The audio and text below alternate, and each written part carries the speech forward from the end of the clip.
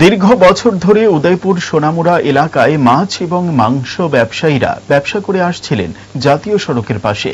কয়েক বছর আগে যখন উদয়পুর থেকে সাবরুম পর্যন্ত জাতীয় সড়কের জন্য রাস্তা তৈরি হচ্ছিল, তখন এই ব্যবসায়ীদের জাতীয় সড়ক থেকে উচ্ছেদ করে অন্যত্র ব্যবসা করার কথা বলে উদয়পুর পৌর পরিষদ। বর্তমানে যেখানে তারা ব্যবসা করছেন সেখান থেকে সরে যাবার জন্য নির্দেশ দেওয়া হয়। এ অবস্থায় ব্যবসায়ীরা পড়েছেন মহা বিপদে। বর্তমানে 9 জন মাংস বিক্রেতা এবং 30 জনের মতো মৎস্য বিক্রেতা রয়েছে। পরিবার প্রিয়জন নিয়ে বেঁচে থাকার তাগিদে তারা এলাকার বিধায়ক তথা রাজ্যের অর্থমন্ত্রীর নিকট আবেদন জানিয়েছেন তাদের জন্য নির্দিষ্ট জায়গার ব্যবস্থা করে দেওয়ার জন্য। এখন সরকার কি ভূমিকা পালন করে সেই দিকেই তাকিয়ে আছে ব্যবসায়ীরা। প্রায় 9টা মাংস দোকান আছে আর প্রায় 30টার মতো মাছের দোকান আছে, বর্তমানে রানিং চলছে। তারা কত বছর ধরে আপনারা এদিকে ব্যবসা? আমাদের এখানে ব্যবসাটা প্রায় 30 থেকে 35 বছর ধরে চলছে।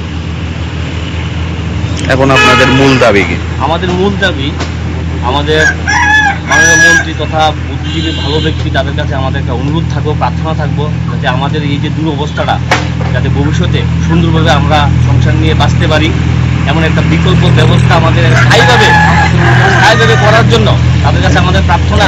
আমাদের দৃঢ় বিশ্বাস আছে তাদের প্রতি, আমাদের জন্য আমাদের দিকে নজর দিন।